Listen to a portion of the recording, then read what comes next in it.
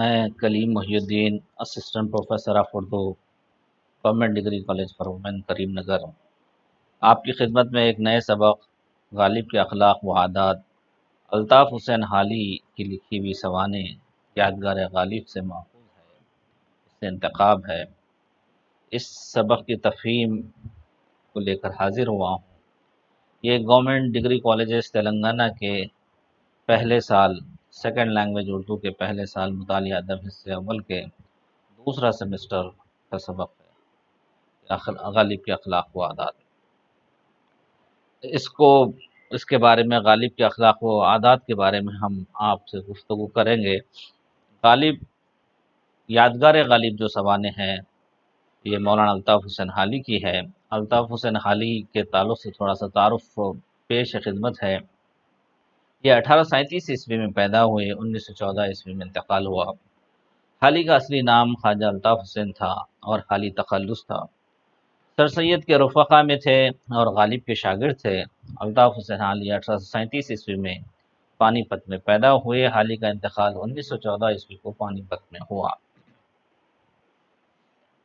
اردو نظم، غزل، شاعری اور نثر نگاری میں امتیازی مقام رکھنے والے غالب کے شاگرد اور سر سید کے رفیق خواجہ الطاف حسین حالی 1837 عیسوی میں بمقام پانی پت پیدا ہوئے۔ نثر میں سوانح نگار اور تنقید نگاری کی حیثیت سے، شاعری میں مثنوی، قصیدہ، نظم، غزل و شاعر کی حیثیت سے شہرت رکھتے ہیں۔ اردو شاعری میں رباعی کی صنف کو وقار عطا کرنے میں مولانا حالی کی خدمات نظر انداز نہیں کی جا سکتی۔ نیچرل شاعری کے موجد اور مد جزر اسلام کے خالق مولانا حالی نے رباعی گوئی کے ذریعے روایتی، مذہبی اور اخلاقی اقدار اور تہذیب و شائستگی کی طرف توجہ دی۔ یہی وجہ ہے کہ ان کی رباعیات میں دنیا اور عزت و جاہ سے محبت نہ کرنے اور انسانیت کی قدر کرنے کا جذبہ پایا جاتا ہے۔ ایشیائی ممالک کی قدر شناسی ان کی شاعری کا حصہ ہے۔ انہوں نے اپنے دور کے حالات سے متاثر ہونے کے باوجود رباعی جیسی سنگلاخ شاعری کو بلند خیالات اور اعلیٰ معیارات سے گرنے نہیں دیا۔ ان کی رباعی گوئی کی مثال کا درجہ رکھتی ہے۔ مولانا حالی نے بمقام پانی پت 1914 میں انتقال کر گئے۔ یہ بحیثیت شاعر، بحیثیت نثر نگار، دونوں جگہ نمایاں مقام حاصل کیا۔ ان کے پاس غزلیات ہیں اور نظمیں ہیں۔ پہلے غزلیات کی طرف توجہ دی تو دیوان لکھ دیا، اور دیوان لکھا تو دیوان پر ایک مقدمہ شعر و شاعری لکھ دیا۔ مقدمہ شعر و شاعری ایک بڑی ضخیم کتاب، مقدمہ خود اتنا بڑا ضخیم ہو گیا کہ آگے چل کر مقدمہ شعر و شاعری کو الگ کتابی شکل دے دی گئی۔ تو یہ اردو کی سب سے پہلے تنقیدی کتاب مقدمہ شعر و شاعری، اردو کی فرسٹ کریٹیکل بک جو ہے وہ مقدمہ شعر و شاعری خواجہ الطاف حسین حالی کہ مولانا الطاف حسین حالی نے اردو ادب کو بہت ساری چیزیں عطا فرمائیں۔ اس میں یہ کہ سوانح نگاری بھی ہے کہ انہوں نے دو سوانح بہت مشہور ہیں، ویسے تو اور بھی سوانح لکھے ہیں۔ ایک تو سر سید احمد خان کی سوانح حیات جاوید، اور دوسری سوانح اپنے استاد یادگار غالب کے نام سے مرزا غالب کی سوانح لکھی۔ تو آج ہم مرزا غالب کی سوانح کے بارے میں آپ سے گفتگو کریں گے۔ غالب کا تعارف، تاریخ پیدائش 27 دسمبر 1797 عیسوی کو پیدا ہوئے۔ غالب کا اصلی نام مرزا اسد اللہ خان تھا اور غالب تخلص تھا۔ والد کے انتقال کے بعد چچا نصر اللہ خان نے پرورش کی۔ مرزا اسد اللہ خان غالب آگرہ میں پیدا ہوئے، یہ آگرہ میں پیدا ہوئے اور دہلی منتقل ہو گئے اور یہیں کے ہو گئے، اور نظام الدین میں ان کا انتقال ہوا، وہیں ان کی قبر ہے۔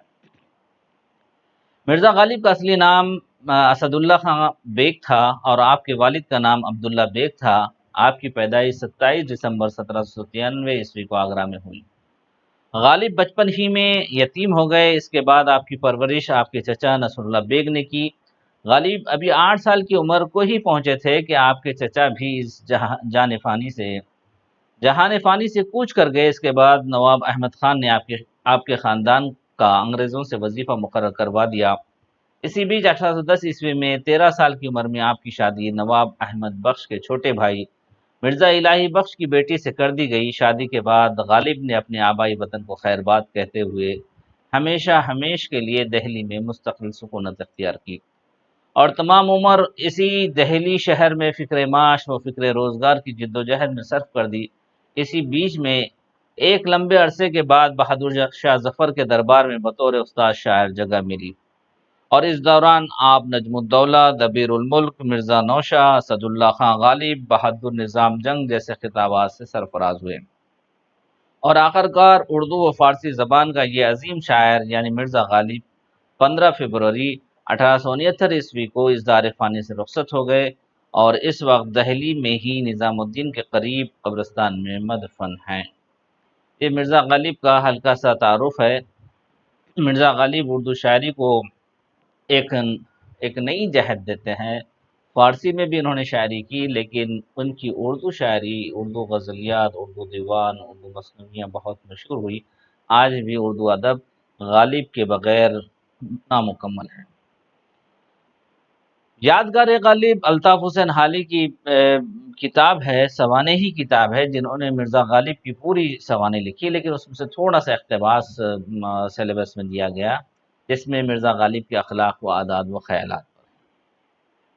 مرزا کے اخلاق نہایت وسیع تھے، وہ ہر ایک شخص سے جو ان سے ملنے جاتا تھا بہت کشادہ پیشانی سے ملتے تھے۔ جو شخص ایک دفعہ ان سے مل آتا تھا اس کو ہمیشہ ان سے ملنے کا اشتیاق رہتا تھا۔ دوستوں کو دیکھ کر وہ باغ باغ ہو جاتے تھے، اور ان کی خوشی سے خوش اور ان کے غم سے غمگین ہوتے تھے۔ اس لیے ان کے دوست ہر ملت، ہر مذہب کے، نہ صرف دہلی میں بلکہ تمام ہندوستان میں بے شمار تھے۔ جو خطوط انہوں نے اپنے دوستوں کو لکھے ہیں، ان کے ایک ایک حرف سے مہر و محبت و غمخاری و یگانگت ٹپکتی ہے۔ ہر ایک خط کا جواب لکھنا وہ اپنے ذمے فرض عین سمجھتے تھے۔ ان کا بہت سا وقت دوستوں کے خطوں کے جواب لکھنے میں گزرا۔ مرزا غالب کو ایک چیز اور ملی ہے کہ مرزا غالب خطوط لکھا کرتے تھے، اور خطوط لکھنا اپنا فرض منصبی سمجھتے تھے۔ اگر کوئی خط آ گئے تو اس کا جواب دینا بہت نہایت ہی ضروری ہے۔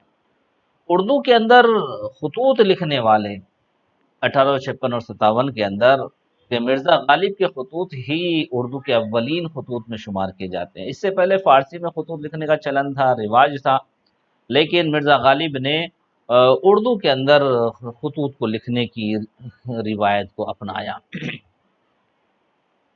بیماری اور تکلیف کی حالت میں بھی وہ خطوں کے جواب لکھنے سے باز نہ آتے تھے۔ وہ دوستوں کی فرمائشوں سے کبھی تنگ دل نہ ہوتے تھے۔ غزلوں کی اصلاح کے سوا اور طرح طرح کی فرمائشیں ان کے بعض خالص و مخلص دوست کرتے تھے، اور وہ ان کی تعمیل کرتے تھے۔ لوگ ان کو اکثر بے رنگ خط بھیجتے تھے، مگر ان کو کبھی ناگوار نہ گزرتا تھا۔ اگر کوئی شخص لفافے میں ٹکٹ رکھ کر بھیجتا تو سخت شکایت کرتے تھے۔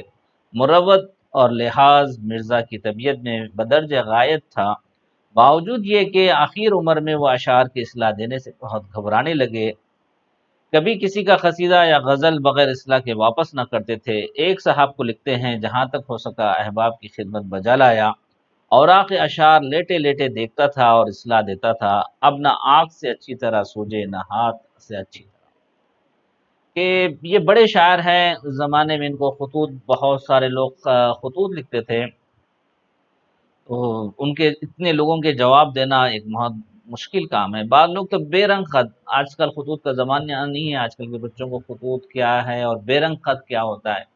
خط پر ٹکٹ ہوتا ہے، ٹکٹ کے بغیر بے رنگ خط ہوتا ہے۔ بغیر ٹکٹ کے اگر کوئی خط لکھ کر بھیج دیتا ہے تو جس کے پاس جاتا ہے اس کو ٹکٹ کے پیسے دینا پڑتا ہے، خط بھی لینا پڑتا ہے اور خط کے ساتھ ٹکٹ کے پیسے بھی دینا پڑتا ہے۔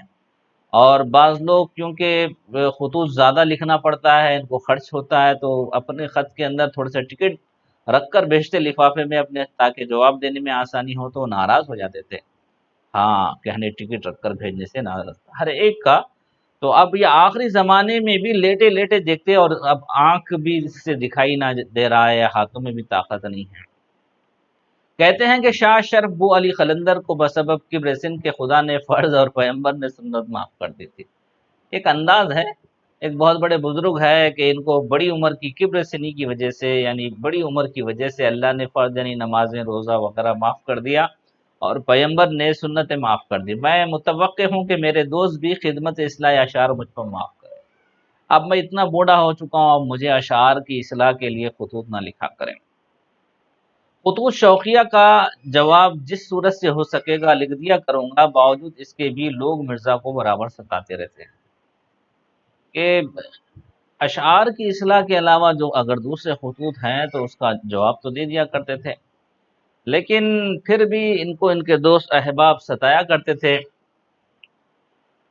کہ اشعار کی اصلاح کرنے کے لیے۔ اگرچہ مرزا کی آمدنی قلیل تھی مگر حوصلہ فراخ تھا، سائل ان کے دروازے سے خالی ہاتھ بہت کم جاتا تھا۔ ان کے مکان کے آگے اندھے لنگڑے لولے اور اپاہج مرد و عورت ہر وقت پڑے رہتے تھے۔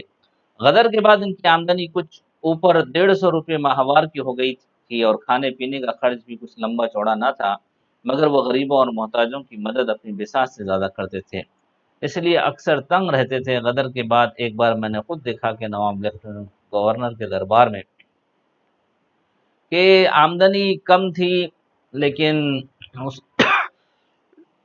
اس آمدنی کے باوجود بھی وہ لوگوں کو خرچ کیا کرتے تھے، جو بھی ان کے دروازے پر آتا وہ خالی ہاتھ نہیں جاتا۔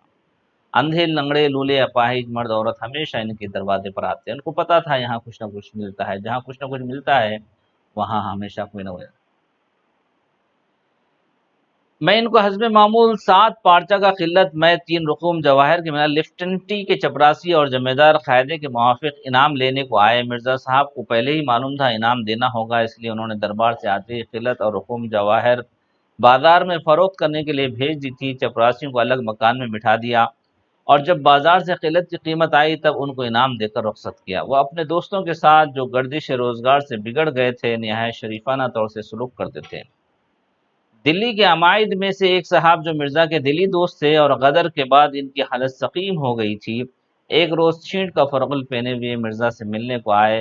مرزا نے کبھی ان کو مالیدہ یا جامہ دار وغیرہ کے چوکوں کے سوا ایسا حقیر کپڑا پہنے نہیں دیکھا تھا۔ چھینٹ کا فرغل ان کے بدن پر دیکھ کر دل بھر آیا۔ ان سے پوچھا کہ چھینٹ آپ نے کہاں سے لی؟ مجھے اس کی وجہ بہت ہی بھلی معلوم ہوتی ہے، آپ مجھے فرغل کے لیے چھینٹ منگوا دیں، انہوں نے کہا۔ تو یہ بڑے بڑے لوگوں کے جو چپراسی ہے کسی کے پاس آتے ہیں تو وہ انعام کے متوقع ہوتے ہیں۔ جب وہ آ گئے چپراسی تو ان کو پتہ تھا کہ یہ عید وغیرہ میں آتے ہیں اور آ کر انعام لے کر جاتے ہیں، تو انہوں نے اپنا خلعت جو اوپر سے ہوتا ہے شاہی وہ بیچنے کے لیے بھیج دیا اور جواہر تھوڑے سے وہ بھی بازار میں جواہر ہیرے جواہرات بیچ دیے تاکہ چپراسیوں کو الگ مکان میں بٹھا دیا۔ جب بازار سے قلت کی قیمت آئی تب ان کو انعام دے کر رخصت کیا کہ حالت اتنی خراب ہے، لیکن وہ اپنی وضع جو ہے وہ وضع کو وہ ہونے نہیں دیا کہ وضع لوگوں کی جو امیدیں تھیں وہ امیدوں کو پورا کیا۔ تو ان کے ایک دوست تھے جو بہت اچھے گھرانے کے تھے، لیکن کچھ حالت تھوڑے دنوں سے بیمار ہو گئے تھے، تو ایک دن چھینٹ کا فرغل پہنے ہوئے یعنی چھینٹ کا کپڑا اس زمانے میں معمولی کپڑا ہوتا تھا ملنے کو آ گئے، حالانکہ کبھی بھی وہ اچھے کپڑوں کے علاوہ ایسا کمزور یا حقیر کپڑا نہیں پہنتے تھے۔ ان کے بدن پر دیکھا تو دل بھر آ گیا، تو پھر انہوں نے کیا کیا، آپ مجھے فرغل کے لیے چھینٹ منگوا دیں، یہ فرغل آج ہی بن کر آیا ہے اور میں نے اسی وقت اس کو پہنا ہے، اگر آپ کو پسند ہے تو یہی حاضر۔ مرزا نے کہا جی تو یہی چاہتا ہے کہ اسی وقت آپ سے چھین کر پہنو، مگر جاڑا شدت سے پڑ رہا ہے، آپ یہاں سے مکان تک کیا پہن کر جائیں گے؟ پھر ادھر ادھر دیکھا، کھوٹی پر سے اپنا مالیدہ کا نیا چوغا اتار کر انہیں پہنا دیا اور اس خوبصورتی کے ساتھ وہ چوغا ان کے نظر کیا کہ ان کا چھینٹ کا کپڑا جو تھا بولے کہ اتنا بہترین ہے، حقیر کپڑا تھا لیکن وہ تو لے لیا، لیکن اس کے بدلے میں اپنا نیا چوغا ان کو دے دیا۔ یہ ایک انداز ہوتا ہے بڑے لوگوں کا تاکہ سامنے والا اس کو برا بھی نہ سمجھے اور اس کا دل بھی نہ ٹوٹے اور اپنا کام بھی ہو جائے۔ جیسے مرزا کی طبیعت میں درا کی اور ذہن میں جدت اور صورت انتقال تھی، اسی طرح ان کا حافظہ بھی نہایت قوی تھا۔ ہم اوپر لکھ چکے ہیں کہ ان کے گھر میں کتاب کا کہیں نشان نہ تھا، ہمیشہ کرائے کی کتابیں منگوا لیتے تھے اور ان کو دیکھ کر واپس بھیج دیتے تھے، مگر جو لطیف یا کام کی بات کتاب میں نظر پڑ جاتی ان کے دل پر نقش ہو جاتی تھی۔ فارسی کلام میں وہ کوئی لفظ یا محاورہ یا ترکیب ایسی نہیں برتتے جس کی سند اہل زبان کے کلام سے نہ دے سکتے ہوں۔ کلکتے میں ہاں ان ان کو مثنوی کے علاوہ ایک ایک اعتراض کے جواب میں 10 10 12 12 سندیں استاد کے کلام سے لکھ کر علیحدہ بھیجی تھی، یعنی کوئی بھی کلام کرتے تو اس کو اس کی سند دیکھتے تھے، بغیر سند کے، بغیر تحقیق کے کوئی بات نہیں۔ مرزا کی تقریر میں ان کی تحریر اور ان کی نظم و نثر کچھ کم لطف نہ تھا، اور اسی وجہ سے لوگ ان سے ملنے اور ان کی باتیں سننے کے مشتاق رہتے تھے۔ وہ زیادہ بولنے والے نہ تھے، مگر جو کچھ ان کی زبان سے نکلتا تھا لطف سے خالی نہ ہوتا تھا۔ ظرافت مزاج میں اس قدر تھی کہ اگر ان کو بجائے حیوان ناطق کے حیوان ظریف کہا جائے تو وجہ ہے۔ حسن بیان، حاضر جوابی اور بات میں سے بات پیدا کرنا ان کی خصوصیات میں سے تھا۔ ایک دفعہ جب رمضان گزر چکا تو قلعے میں گئے، بادشاہ نے پوچھا مرزا تم نے کتنے روزے رکھے؟ عرض کیا پیر و مرشد ایک نہیں رکھا۔ مکان کے جس کمرے میں مرزا دن بھر بیٹھتے تھے وہ مکان کے دروازے کی چھت پر تھا۔ اس کی ایک جانب ایک کوٹری تنگ و تاریک تھی جس کا در اس قدر چھوٹا تھا کہ کوٹری میں بہت جھک کر جانا پڑتا تھا۔ اس میں ہمیشہ فرش بچھا رہتا تھا اور مرزا اکثر گرمی اور لو کے موسم میں 10 بجے سے 3 4 بجے تک وہاں بیٹھتے تھے کہ ان کا انداز مزاحیہ انداز۔ ایک دفعہ بادشاہ کے پاس گئے اور بادشاہ نے پوچھا مرزا آپ نے کتنے روزے رکھے؟ تو انہوں نے کہا ایک نہیں رکھا۔ اس میں زو معنی ہیں، دو مطلب ہیں۔ ایک تو ایک نہیں رکھا مطلب ایک بھی روزہ نہیں رکھا، ایک نہیں رکھا یعنی 30 میں سے 29 رکھے، ایک نہیں رکھا، حالانکہ وہ ایک بھی نہیں رکھے تھے کہ گرما کے موسم میں اوپر چھت پر رہتے تھے، وہاں بالکل چھوٹا سا ہمیشہ فرش بچھا رہتا تھا، اکثر گرمی اور لو کے موسم میں 10 بجے سے 3 4 بجے تک وہاں بیٹھتے تھے۔ ایک دن جبکہ رمضان کا مہینہ اور گرمی کا موسم تھا، مولانا آزوردہ ٹھیک دوپہر کے وقت مرزا سے ملنے کو چلے آئے۔ رمضان کے مہینے میں گرما میں ٹھیک دوپہر کے وقت مرزا سے ملنے کو چلے آئے۔ مولانا بھی وہیں پہنچے اور مرزا کو رمضان کے مہینے میں چوسر کھیلتے ہوئے دیکھ کر کہنے لگے کہ ہم نے حدیث میں پڑھا تھا کہ رمضان کے مہینے میں شیطان مقید رہتا ہے، یعنی حدیث میں ہے پروفٹ محمد صلی اللہ علیہ وسلم نے کہا کہ رمضان میں شیطان کو قید کر دیا جاتا ہے 1 مہینے کے لیے، مگر آج اس حدیث کی صحت میں تردد ہے، یعنی یہ مجھے ڈاؤٹ ہے کہ یہ حدیث صحیح ہے کہ غلط ہے۔ مرزا نے کہا قبلہ حدیث بالکل صحیح ہے۔ بڑی عجیب بات کہی انہوں نے کہ حدیث تو بالکل صحیح ہے، میں برا آدمی ہوں۔ انہوں نے کہا کہ رمضان کے مہینے میں ہاں مگر آپ کو معلوم رہے کہ وہ جگہ جہاں شیطان مقید رہتا ہے وہ یہی کوٹری تو ہے، اسی کوٹری کے اندر شیطان کو لا کے بند کر دیا گیا ہے۔ شیطان میرے ساتھ رہتا ہے تو میں اس کے ساتھ شیطانی حرکتیں کرتا ہوں، تو میری زندگی میں شیطانی حرکت، یعنی اپنے آپ کو برا سمجھنا، ہاں اپنے آپ کو برا سمجھنا۔ اور حدیث تو بالکل صحیح ہے، حدیث میں کوئی کسی قسم کا تردد نہیں۔ الغرض مرزا کی کوئی بات لطف اور ظرافت سے خالی نہ ہوتی تھی، اگر کوئی ان کے تمام ملفوظات جمع کرتا تو ایک ضخیم کتاب لطائف و ظرائف کی تیار ہو جاتی کہ ان کی باتوں میں بات پیدا کرنا، اور وہ باتوں میں سے ایسی بات کہ جس میں ہنسی مذاق وغیرہ، ان کو حیوان ناطق، انسان کو حیوان ناطق کہا گیا، یعنی بولنے والا جانور کے بجائے حیوان ظریف کے ہنسنے ہنسانے والی بات کرنے والا کہا جائے تو برا نہیں۔ ہاں ہنسنے ہنسانے والا۔ باوجود یہ کہ مرزا کی آمدنی مقدور پر بہت کم تھی، مگر خودداری اور حفظ وضع کو وہ کبھی ہاتھ سے جانے نہ دیتے تھے۔ شہر کے عمرہ و عمائش سے برابر کی ملاقات تھی، کبھی بازار میں بغیر پالکی یا ہوادار کے نہیں نکلتے تھے۔ عمائد شہر میں سے جو لوگ ان کے مکان پر نہیں آتے تھے وہ بھی کبھی ان کے مکان پر نہیں جاتے تھے، اور جو شخص ان کے مکان پر آتا تھا وہ بھی اس کے مکان پر ضرور جاتے تھے۔ ایک روز کسی سے مل کر نواب مصطفیٰ خان مرحوم کے مکان پر آئے، میں بھی اس وقت وہاں موجود تھا۔ نواب صاحب نے کہا مکان سے سیدھے یہیں آتے ہیں یا کہیں اور بھی جانا ہوتا؟ مرزا نے کہا مجھ کو ان کا ایک آنا دینا تھا، اس لیے اول وہاں گیا تھا، وہاں سے یہاں آیا ہوں۔ ایک دن دیوان فضل اللہ خان مرحوم چرٹ میں سوار مرزا کے مکان کے پاس سے بغیر ملے نکل گئے۔ مرزا کو معلوم ہوا تو انہوں نے ایک رقہ دیوان جی کو لکھا، یہ مضمون یہ کہ آج مجھ کو اس قدر ندامت ہوئی ہے کہ شرم کے مارے زمین میں گڑا جاتا ہوں، اس سے زیادہ اور کیا نالائقی ہو سکتی ہے کہ آپ کبھی نہ کبھی تو اس طرف سے گزرے اور میں سلام کو حاضر نہ ہوں۔ بڑا عجیب انداز ہوتا ہے کہ ان کی آمدنی بالکل کم تھی، لیکن اس کے باوجود ان کا لباس، ان کا رہن سہنا، ان کا خودداری، ہاں جتنا ہے اسی میں سب کچھ کر لینا، خودداری اور حفظ وضع، یعنی اپنی وضع خطا کو کبھی ہاتھ سے جانے نہیں دیا۔ شہر کے عمرہ و عمائش سے برابر کی ملاقات تھی، جتنے بڑے بڑے لوگ تھے سب سے ملاقات کرتے تھے شہر کے عمرہ اور عمائش سے، لیکن جو ان کے گھر آتا تھا وہ ان کے گھر جاتے تھے، جو ان کے گھر نہیں آتا تھا وہ ان کے گھر کبھی نہیں جاتے تھے۔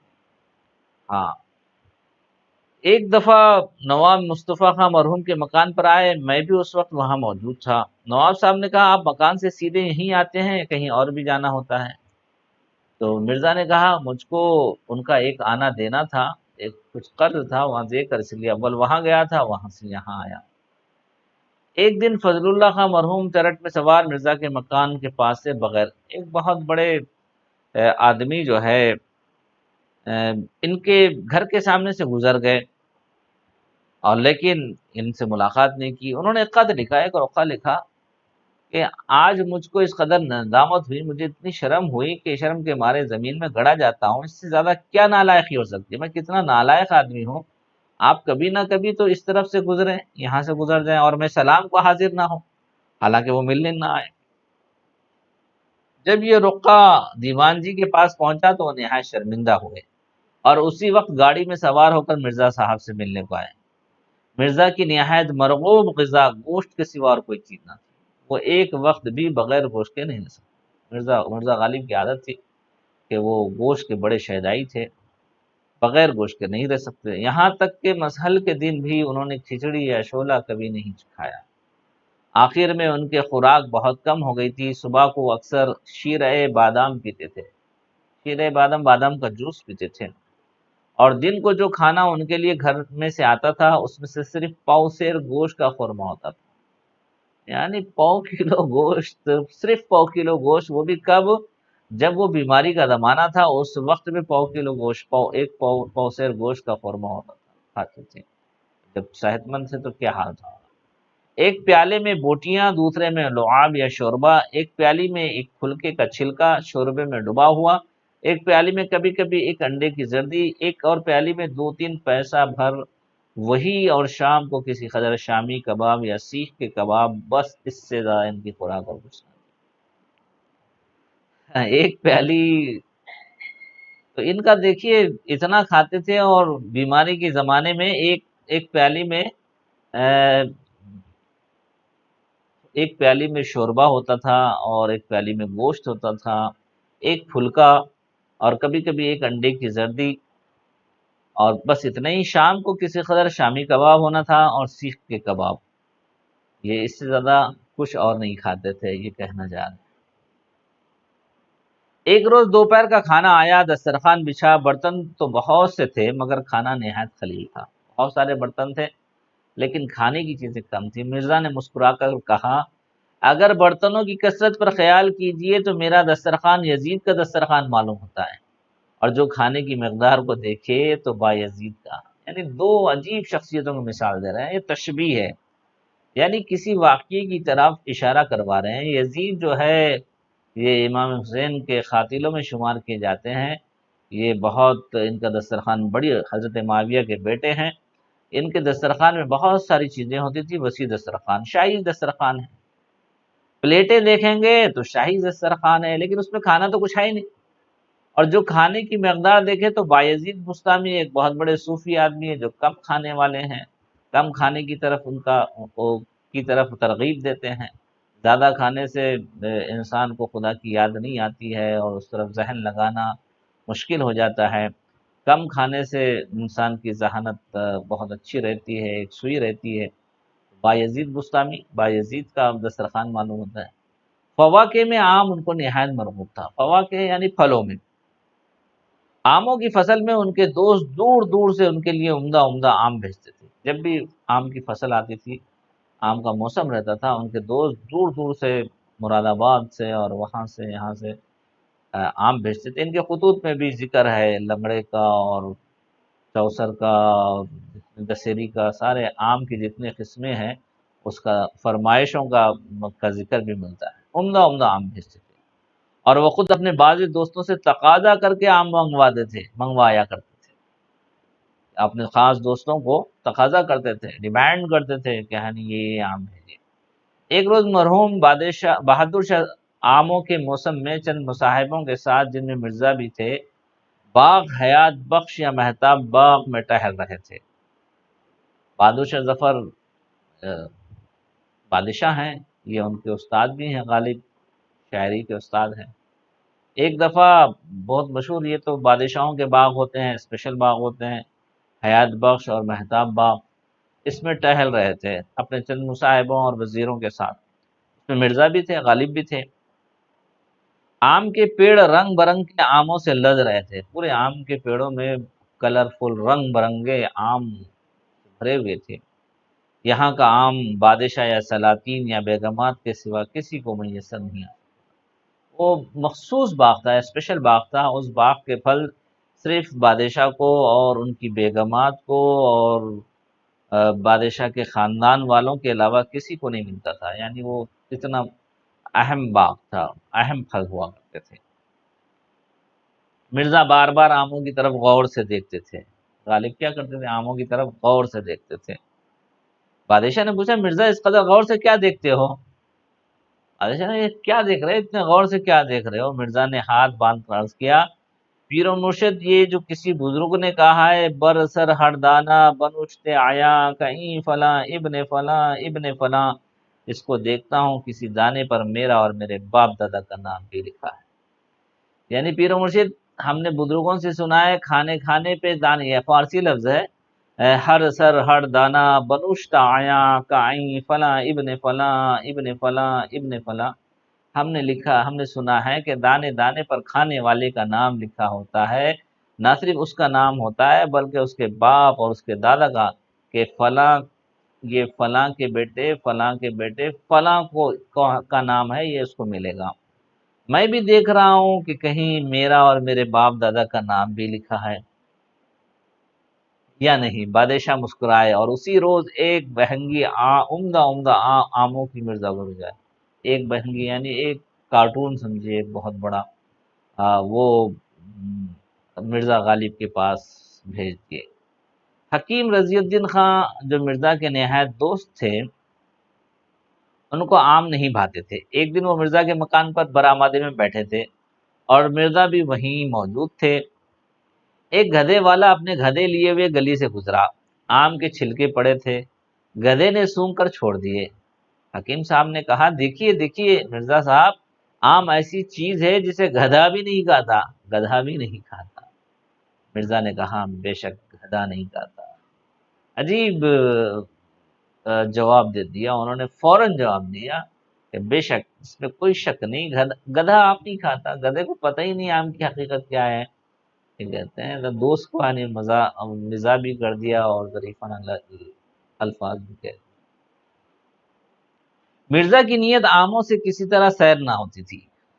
اہل شہر تحفتاً بھیجتے تھے، خود بازار سے منگواتے تھے، باہر سے دور دور کا آم بطور سوغات کے آتا تھا، مگر حضرت کا جی نہیں بھرتا تھا۔ نواب مصطفی خاں مرحوم ناقل تھے کہ ایک صحبت میں مولانا فضل حق اور مرزا اور دیگر احباب جمع تھے۔ آم کی نسبت ہر شخص اپنی اپنی رائے بیان کر رہا تھا، اس میں کیا کیا خوبیاں ہونی چاہیے۔ جب سب لوگ اپنی اپنی کہہ چکے تو مولانا فضل حق نے مرزا سے کہا، تم بھی اپنی رائے بیان کرو۔ مرزا نے کہا، بھائی میرے نزدیک تو آم میں صرف دو باتیں ہونی چاہیے، میٹھا ہو اور بہت ہو۔ سب حاضرین ہنس پڑے۔ تو دوستوں میں یہ بات چلی تھی کہ آم کیسا ہونا چاہیے، آم میٹھا ہونا چاہیے، خوشبودار ہونا چاہیے، پیلا ہونا چاہیے، کیسے ہونا چاہیے، الگ الگ قسمیں بیان کر رہے تھے۔ جب غالب سے پوچھا گیا تو دو ہی چیزیں کہا انہوں نے، ایک تو یہ کہا کہ میٹھا ہو، نہ تھوڑا نہیں بہت ہو، یعنی آم کے اتنے شوقین تھے کہ تھوڑے سے کام نہیں چلتا۔ مرزا کو مدت سے رات کو سوتے وقت کسی قدر پینے کی عادت تھی۔ مرزا غالب کے پاس ایک عادت تھی کہ وہ اپنے نوکر سے کے پاس رکھتے تھے پوری بوتلیں اور باکس، اور اس کو کہتے تھے کہ اتنا مقدار میں دینا، اس سے زیادہ نہیں دینا۔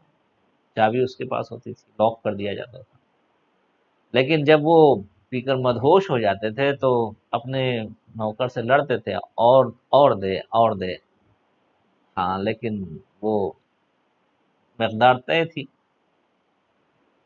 ہاں جو مقدار انہوں نے مقرر کر لی تھی اس سے زیادہ کبھی نہیں پیتے تھے۔ جس بکس میں بوتلیں رہتی تھی اس کی کنجی داروغہ کے پاس رہتی تھی، اور اس کو سخت تاکید تھی اگر رات کو سرخوشی کے عالم میں مجھ کو زیادہ پینے کا خیال پیدا ہو تو ہرگز میرا کہنا نہ ماننا، اور کنجی مجھ کو نہ دینا۔ داروغہ کے پاس ہوتا، چوکیدار کے پاس اس کی چابی رہتی تھی کہ میں رات کو سرخوشی کے عالم میں، مدہوشی کے عالم میں اگر زیادہ پینے کا شوق بھی رکھتا ہوں، خیال بھی آ جائے تو ہرگز میرا کہنا نہ ماننا، اور کنجی مجھ کو نہ دینا، جتنا مقدار ہے، جتنی لمٹ ہے اتنا ہی مجھے پینے دینا۔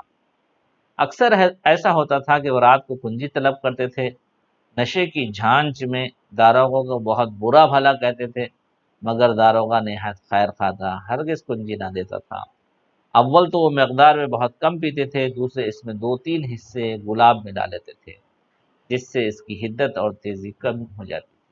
گلاب کارک ملا دیتے تھے تاکہ اس کی تیزی اور اس کی حدت اور اس کی کم ہو جائے۔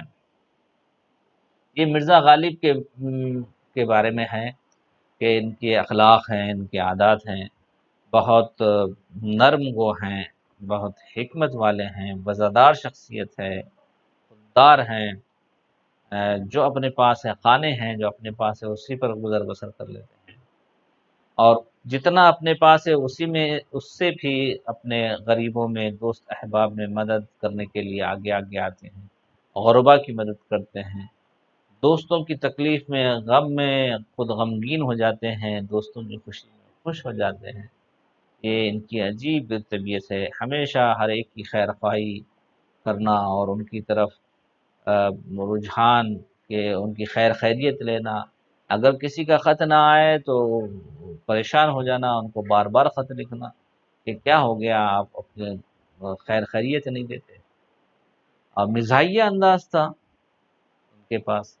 1856 کا خط 1857 کے دسمبر میں خط لکھے، اور اس کا جواب جو ہے 1859 کی جنوری میں آیا، تو اس کے جواب لکھتے ہیں کہ 1857 کے خط کا جواب 1859 میں مار ڈالا یار انتظار نے، کہ 1857 کے خط کا جواب 1859 میں دیتے، 58 میں دیتے ہیں۔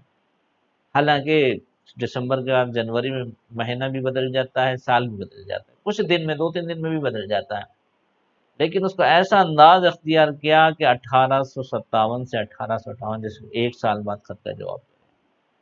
باتوں میں بات پیدا کرنا، مزاح پیدا کرنا، ظرافت پیدا کرنا، یہ مرزا غالب کی بہت بڑی عادت رہی، کہ مرزا غالب سے مولانا الطاف حسین حالی جو ان کے شاگرد بھی ہیں، جنہوں نے یہ سوانح لکھی، بہت متاثر تھے۔ پہلے ان کے تھوڑا سا شراب وغیرہ پینے کی وجہ سے ناراض رہتے تھے، لیکن بعد میں کہ ہنی بھائی جس کے اعمال اس کے ساتھ ہیں، آپ کیوں پریشان ہوتے ہیں؟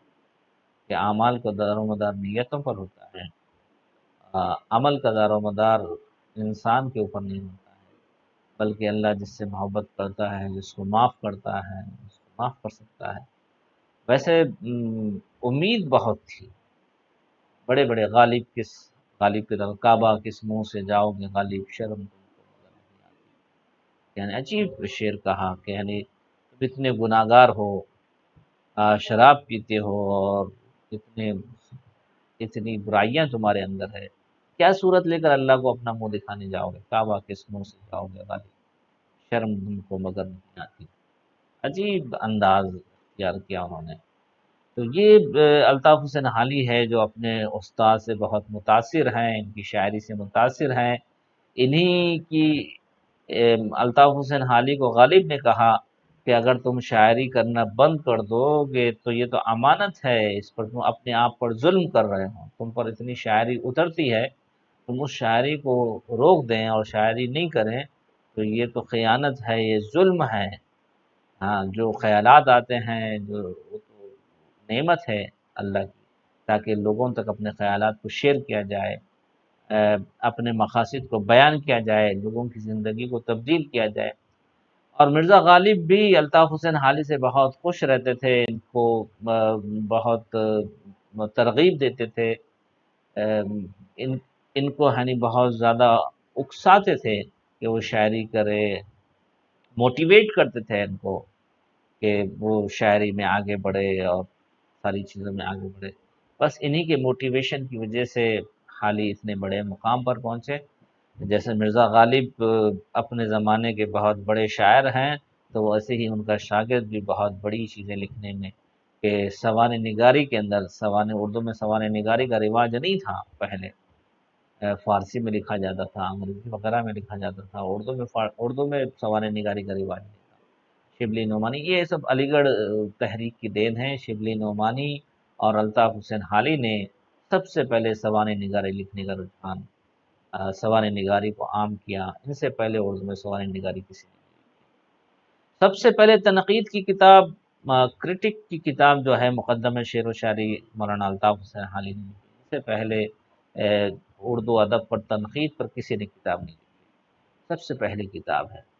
انہوں نے مقصدیت کی طرف بڑھا، ادب برائے ادب سے نکال کر ادب برائے سماج بنایا، کہ لٹریچر جو ہے وہ سماج کو بدلنے کے لیے ہے، ادب برائے ادب نہیں ہے۔ یہ کانوں کو سننے، کانوں کی عیاشی کے لیے، کانوں کو خوش کرنے کے لیے، ذہنوں کو خوش کرنے کے لیے شاعری نہیں ہے، یہ ناول نہیں ہے، بلکہ یہ شاعری کے ذریعے سے انسانوں کی زندگی تبدیل ہو جائے۔ اس لیے انہوں نے غزل کے بجائے نظمیں کہنے لگے، عنوان کے ذریعے سے نظموں کا مزاج آیا الطاف حسین۔